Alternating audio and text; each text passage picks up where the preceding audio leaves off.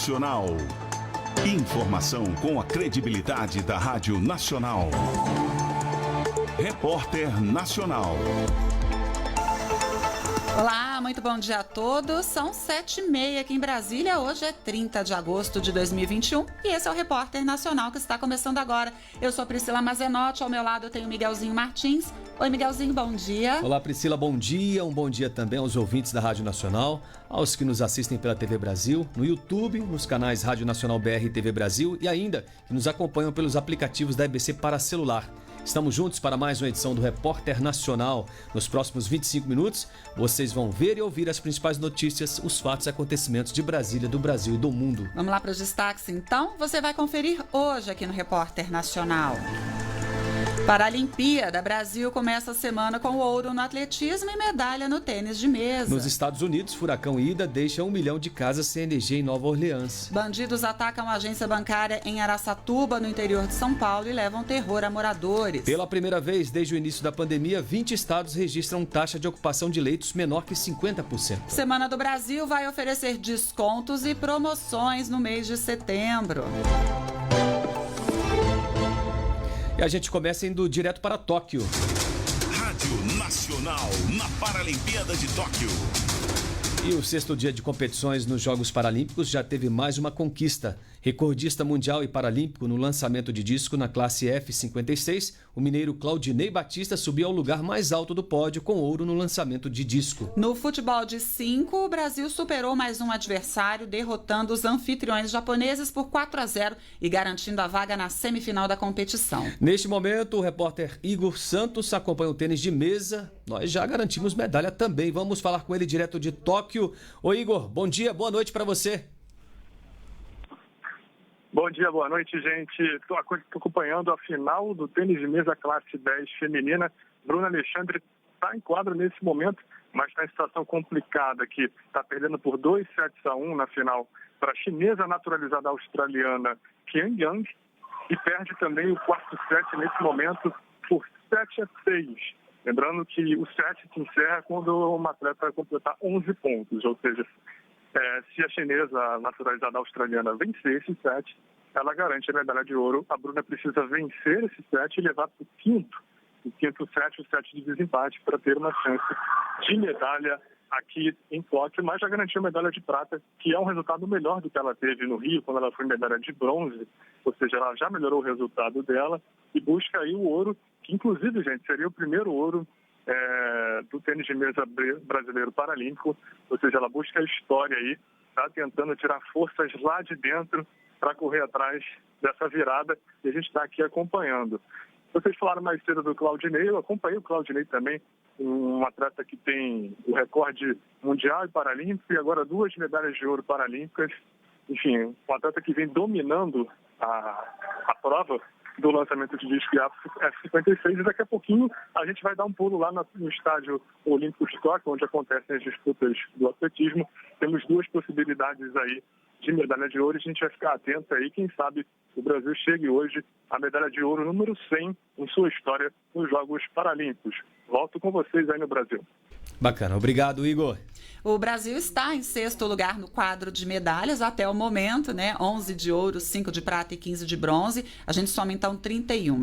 Em primeiro está a China, seguida do Reino Unido, Estados Unidos, Comitê Paralímpico Russo e Ucrânia. E a gente lembra, Priscila, que a TV Brasil é a emissora oficial dos Jogos e está transmitindo tudo. Diariamente, um programa especial das 5h30 às 7h30 da manhã traz o balanço do que aconteceu e a agenda do dia seguinte. E você pode acompanhar também aqui na Rádio Nacional, claro, e na Agência Brasil. E tem um site especial, o paralimpiada.ebc.com.br. Repórter Nacional. E a gente sai das notícias paralímpicas para as internacionais. Vamos direto a Paris, onde quem tem informações da Rádio França Internacional é Patrícia Moribe. Oi, Patrícia, bom dia. Bonjour, Priscila e Miguelzinho, aqui em Paris, 20 graus, tempo nublado, meio-dia e 34. Vários foguetes foram lançados nesta segunda-feira contra o aeroporto de Cabul. As tropas dos Estados Unidos se preparam para concluir a operação de retirada entre ameaças de novos ataques. No domingo, os Estados Unidos realizaram um ataque defensivo, dizem eles, com drones a um veículo carregado de explosivos em Cabul. O objetivo foi eliminar uma ameaça iminente do grupo Estado Islâmico de Khorasan contra o aeroporto, informou o Pentágono. Os Estados Unidos estão investigando possíveis vítimas civis no ataque. De acordo com a CNN, 9 pessoas de uma família, incluindo 6 crianças, foram mortas na ofensiva. E Nova Orleans ficou completamente sem eletricidade no domingo, horas depois que o furacão Ida atingiu a Louisiana. No total, quase 1 milhão de residências ficaram sem eletricidade, de acordo com um site especializado em medição de eletricidade. O furacão foi classificado nesta manhã como categoria 1, depois de ter chegado ontem, com força 4, numa escala de 1 a 5. Pelo menos uma pessoa morreu. Estes foram os destaques de Paris, Rádio França Internacional. Patrícia Morilli para o Repórter Nacional. Obrigada, Patrícia. Obrigada. Madrugada de pânico em Araçatuba, interior de São Paulo. Criminosos fortemente armados atacaram uma agência bancária e depois saíram pela cidade dando tiros para o alto, abordando pedestres e fazendo reféns, segundo informações ainda preliminares. Pois é, bem impressionante, viu, Miguelzinho? As imagens nas redes sociais postadas durante a madrugada por moradores mostram, por exemplo, que num determinado momento eles chegaram a fazer uma espécie de escudo humano ali com as vítimas em cima dos carros e deixaram um rastro de destruição. Muitos explosivos e munições pelas ruas da cidade, lojas também foram danificadas. A gente ainda não tem informação oficial sobre mortos ou feridos, mas vamos acompanhar os desdobramentos desse caso durante o dia e trazer as informações completas assim que possível. Momento Saúde. Para aumentar o acesso da população aos serviços de saúde, o horário de funcionamento das unidades de saúde da família e unidades básicas de saúde vai ser estendido. Quem tem as informações é Daniel Ito. O Ministério da Saúde anunciou um reforço para o programa Saúde na Hora. Segundo o ministro Marcelo Queiroga, mais 373 unidades de saúde em 211 municípios brasileiros vão poder funcionar com horário estendido. Essas unidades vão receber até dezembro do ano que vem mais de 110 milhões de reais para garantir atendimento à população por um período maior. O anúncio foi feito pelo ministro durante um evento em Gramado, na região serrana do Rio Grande do Sul. Queiroga foi ao município gaúcho anunciar novidades para o atendimento na atenção primária da cidade. A principal novidade foi a inauguração da unidade básica de saúde do bairro Floresta, que recebeu R$ 408 mil em recursos do governo federal. Durante a cerimônia, o ministro anunciou ainda a construção de um novo CAPS, Centro de Atenção Psicossocial, em Gramado. O Ministério da Saúde anunciou ainda que vacinou mais de 128 milhões de brasileiros acima de 18 anos com pelo menos a primeira dose da vacina contra a Covid-19. Esse número corresponde a 80% da meta do governo federal de vacinar 160 milhões de brasileiros até o mês que vem. Da Rádio Nacional em Brasília, Daniel Ito. E o Ministério da Saúde informou que pela primeira vez desde o início da pandemia, 20 estados estão com taxa de ocupação em leitos de Covid abaixo de 50%. Isso contando com leitos de UTI, o que, segundo o governo federal, é considerado normal e resultado do avanço da vacinação no país. E falando em vacinação, desde ontem, mais 3 milhões de doses de vacina específicas para a segunda dose estão sendo distribuídas. São 2 milhões de AstraZeneca e 1 milhão da Pfizer. Até o momento foram aplicadas mais de 129 milhões de primeira dose, o que representa 80% da população maior de 18 18 anos. Completaram o esquema vacinal com segunda dose ou dose única quase 60 milhões de pessoas. E um estudo feito por pesquisadores de diversas universidades mostra o seguinte: a idade da pessoa impacta na efetividade da vacina, ou seja, quanto mais velha, acima de 90, 80 anos, a efetividade vai caindo um pouco. Mas não é por isso que ninguém vai deixar de se vacinar com as 2 doses e a partir de setembro com a dose de reforço, não é? Nelson Lin explica. Efetividade da Coronavac em prevenir mortes por Covid-19 é de 74% e do imunizante da AstraZeneca é de 90%. É o que revela um amplo estudo envolvendo pesquisadores das Universidades Federais da Bahia, de Ouro Preto e de Brasília, além da Universidade Estadual do Rio de Janeiro, a London School e a Fiocruz. Esse estudo foi publicado numa plataforma de pesquisas médicas e ainda está em processo de revisão. Na pesquisa foram analisados 60 milhões de brasileiros vacinados entre os dias 18 de janeiro a 30 de junho, e se trata da primeira pesquisa nacional que analisa a efetividade das vacinas. Esse dado é diferente da eficácia vacinal, quando são analisados os dados em ambiente controlado. A pesquisa também fez análise da efetividade da vacina por faixa etária. Por exemplo, nos idosos acima de 60 anos, as 2 doses da Coronavac previnem a hospitalização em 84,2% dos casos e reduzem o risco de mortes em 76,5%. No caso da vacina da AstraZeneca, houve redução do risco de hospitalização em 94,2% e redução do risco de morte em 93,3%. Já no caso de idosos acima de 90 anos, há uma grande queda na proteção. Ainda assim, a Coronavac previne hospitalização em 32,7% dos casos e mortes em 35,4%, enquanto que a AstraZeneca diminui o risco de hospitalização em 54,9% e mortes em 70,5%. Com base nesses números, os pesquisadores disseram que os idosos dessa faixa poderiam se beneficiar de uma 3ª dose, mas que ainda é preciso uma comprovação científica dessa tese. Mas, de qualquer forma, o Ministério da Saúde informou que a campanha para a 3ª dose em idosos acima de 70 anos e imunossuprimidos começa no próximo dia 15. Da Rádio Nacional em São Paulo, Nelson Lin. E quem já completou o esquema vacinal, ou seja, tomou as 2 doses ou a dose única, no caso da Janssen, pode emitir o Certificado Nacional de Vacinação pelo site ou aplicativo Conect SUS. Ainda mais aquelas pessoas, Miguelzinho, que vão viajar para o exterior, estão preocupadas aí porque precisam apresentar o comprovante. Gabriel Brum tem as informações. As pessoas que completaram a imunização contra o coronavírus já podem emitir o Certificado Nacional de Vacinação Covid-19 pelo site ou aplicativo Conect SUS. Ainda não existe uma regulação internacional sobre certificados de vacinação contra a Covid-19, mas alguns países aceitam o documento brasileiro para comprovar a imunização, como a Espanha, por exemplo. Disponível em português, inglês e espanhol, o documento traz informações sobre a pessoa vacinada, doses aplicadas e códigos de autenticação, e pode ser impresso ou salvo em formato digital. Após a pessoa tomar a 2ª dose ou a dose única, o estado ou o município onde as aplicações foram feitas informam a Rede Nacional de Dados em Saúde. As informações são atualizadas na carteira de vacinação digital, em que é liberado um campo para emissão do comprovante. O Conect SUS para celular está disponível na galeria do gov.br e nas principais lojas de aplicativos. Na internet, o endereço do site é conectsus.saude.gov.br. Para acessar, é preciso ter login cadastrado na plataforma gov.br com o próprio CPF. Da Rádio Nacional em Brasília, Gabriel Brum.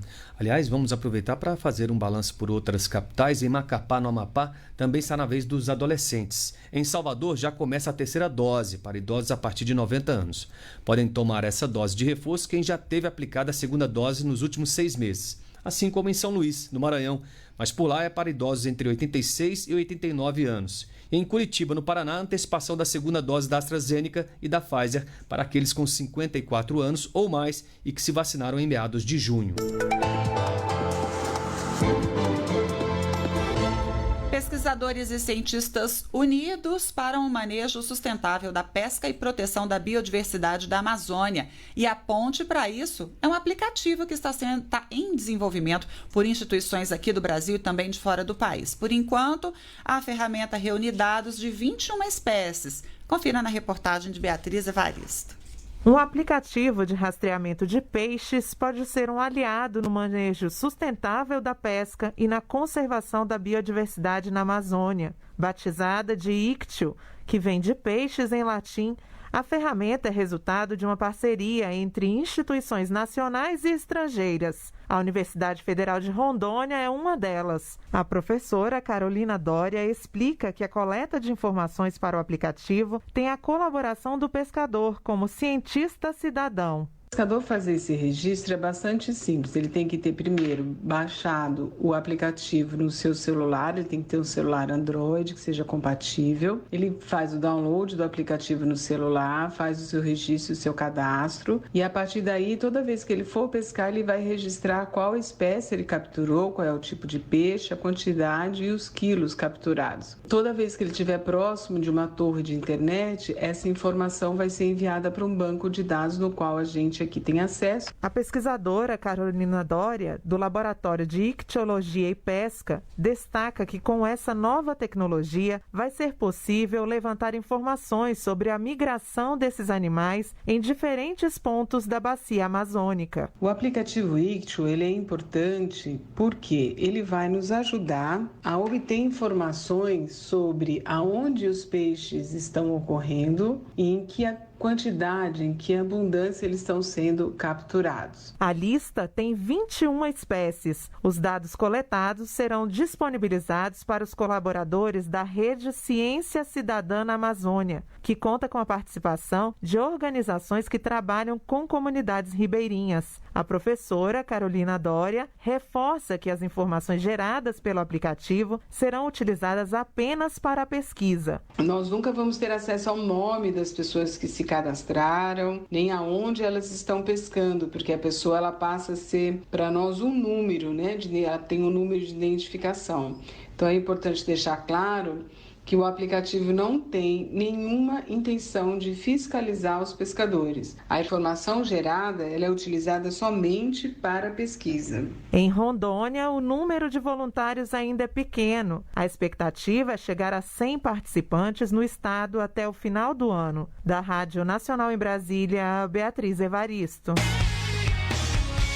Esportes. E ele traz todas as informações pra gente, Bruno Mendes. E vamos começar com a Série A do Campeonato Brasileiro. No sábado, o Sport e Chapecoense empataram em 0-0. O Flamengo venceu o Santos por 4-0. O Corinthians foi até Porto Alegre e venceu o Grêmio por 1-0. O Palmeiras bateu a equipe do Atlético Paranaense por 2-1. Neste domingo, o América Mineiro venceu o Ceará por 2-0. O Juventude empatou com São Paulo 1-1. O Atlético Goianiense empatou com o Internacional em 0-0 e o Bragantino empatou com o Atlético Mineiro em 1-1. Série B do Brasileiro, o CRB empatou com o Cruzeiro em 0-0 e o Vasco venceu a Ponte Preta por 2-0. Destaque da Série D, jogo que a TV Brasil mostrou, o Castanhal empatou com o Penharol em 1-1. Campeonato Brasileiro Feminino de Futebol, semifinal, jogo de ida, o Corinthians venceu a Ferroviária por 3-1. Campeonato Francês, o Paris Saint-Germain com a estreia de Lionel Messi venceu o Reims por 2-0. Agora o automobilismo, Grande Prêmio da Bélgica de Fórmula 1 e a vitória foi dada a Max Verstappen da RBR. A segunda colocação ficou para o britânico George Russell da Williams. E em terceiro ficou Lewis Hamilton, o britânico da Mercedes. Mundial de Futebol de Areia, a Rússia venceu o Japão na final por 5-2 e conquistou o título em casa. A Suíça venceu o Senegal por 9-7 e ficou com o terceiro lugar. Nesta segunda-feira, teremos Série A do Campeonato Brasileiro, 2 jogos completam a rodada. Às 7 da noite tem Fluminense e Bahia. 9h30 da noite jogam Fortaleza e Cuiabá. E pelo Campeonato Brasileiro Feminino de Futebol, semifinal, jogo de ida, 8 da noite, Internacional e Palmeiras. Da Rádio Nacional em Brasília, Bruno Mendes. Repórter Nacional. A gente tem falado aqui da necessidade de se economizar energia por causa da crise hídrica, uma situação que não deve melhorar tão cedo. Por causa disso, a conta de luz, inclusive, vai ficar mais cara. A ANEEL anunciou que a bandeira tarifária para o mês de setembro vai continuar sendo vermelha patamar 2. É que como as bacias dos rios que alimentam as usinas hidrelétricas continuam em níveis críticos, é preciso acionar as usinas termoelétricas que produzem eletricidade a um custo mais alto. 7 de setembro chegando e com ele um outro evento que já está virando tradição, a Semana Brasil. Pois é, aquela semana, né, em que são oferecidos vários descontos, promoções no comércio, tudo para dar ali uma estimulada nas vendas, seja nas lojas ou pela internet. E já começa agora na sexta-feira. Beatriz Albuquerque explica. Incentivar o consumo e aquecer a economia. Esses são alguns dos objetivos da Semana Brasil, que está na sua 3ª edição. As ações acontecem entre 3 e 13 de setembro em todo o país. Nesse período, o comércio varejista oferece aos clientes muitas promoções e descontos especiais. A Semana Brasil é uma iniciativa do governo federal, coordenada pelo IDV, o Instituto para Desenvolvimento do Varejo, e a Associação Comercial de São Paulo. Marcelo Silva, presidente do IDV, explica que a ideia é aumentar o sentimento de brasilidade, além de movimentar as vendas no varejo em um mês que, historicamente, é muito parado para o comércio. Cada mês tem alguma grande promoção, né? Páscoa, Dia dos Pais, Dia das Mães, Dia das Crianças, Dia dos Namorados. E o mês de setembro era um mês que era muito morno do ponto de vista promocional. Então nós estamos unindo um movimento institucional do governo com uma atividade comercial. Para ele, o impacto da pandemia foi sentido em todos os setores da economia brasileira. E o comércio não ficou de fora dessa lista. Mas as vendas vêm crescendo desde junho deste ano e a expectativa é que essa tendência continue. Marcelo destaca ainda que a Semana Brasil traz vantagens para todos os eixos da economia. Todos ganham. Com o crescimento de vendas, todos os elos da cadeia ganham, desde a produção ao varejo, ao atacado, ao varejo, aos consumidores e aos consumidores. Só que os consumidores consumirem mais, haverá mais vendas, mais impostos. Já na primeira edição da campanha foi percebido um crescimento nas vendas. No ano passado, o comércio tradicional aumentou 10% e o online 20% se comparado ao que vinha crescendo antes da ação. Para o IDV, a edição deste ano deve superar em números as duas anteriores e se consolidar como parte do calendário promocional de comércio do país. Da Rádio Nacional em Brasília, Beatriz Albuquerque. E a gente aproveita para lembrar nossos ouvintes e quem está nos assistindo da nossa cobertura especial do dia 7 de setembro. Queremos saber se você tem alguma recordação sobre a data. É aquela coisa, né, Miguelzinho? Alguma história, algum fato engraçado, conheceu alguém, qual a memória, enfim. Qual é o sentimento que o 7 de setembro te traz? Manda pra gente que você vai poder fazer parte da nossa cobertura. Você pode postar nas redes sociais e marcar Twitter, Facebook. É só colocar a hashtag TV Brasil no 7. Priscila, olha só que legal. No Rio de Janeiro, uma campanha quer incentivar as pessoas a darem um lar para cães e gatos abandonados. A cidade ganhou até um disque adoção. Pois é, ainda mais em tempos de pandemia, né, Miguelzinho? A gente tem visto aí muitas pessoas, inclusive, abandonando os animaizinhos no meio da rua. Essa questão de ficar mais em casa, não consegue conviver com um animal. Mas essa reportagem quem traz pra gente é Solimar Luz. Neste fim de semana, foi lançada a campanha Adote um Amigo, que inclui uma série de ações promovidas pela Prefeitura, em parceria com ONGs e associações. A ideia é falar sobre a importância de dar um lar a bichos abandonados e valorizar a proteção daqueles que estão nas ruas. Entre as novidades está o Disque Adoção. A partir desta terça-feira, os cariocas poderão ligar para o número 1746 para saber como adotar um pet. O serviço também vai funcionar pelo WhatsApp 21 3460 1746. Os animais da campanha, que vai incluir feiras de adoção em diferentes pontos do Rio, estão abrigados em ONGs parceiras e na Fazenda Modelo, Centro de Proteção, que oferece gratuitamente serviços veterinários e atendimento a pets vítimas de maus tratos e abandono. Atualmente, a fazenda tem cerca de 950 abrigados, muitos resgatados em ações da Secretaria Municipal de Proteção e Defesa dos Animais. Da Rádio Nacional, no Rio de Janeiro, Solimar Luz.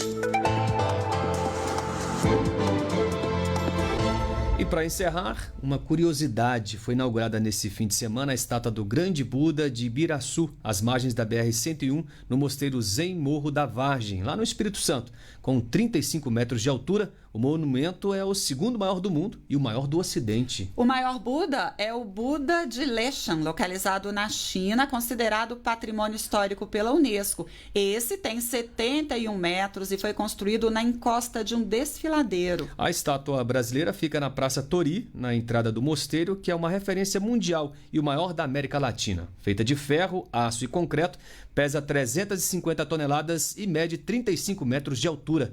Para se ter uma ideia, o Cristo Redentor tem 30 metros de altura. Ou seja, até maior, né? Esse monumento é um símbolo religioso que representa o Buda como um ser iluminado. Ele aparece sentado sobre uma flor de lótus como pedestal. Ao lado, há outras 15 estátuas meditativas de Buda de 2,5 metros de altura cada. Para a visitação do Buda capixaba não há limite de horário e não é cobrada taxa de entrada.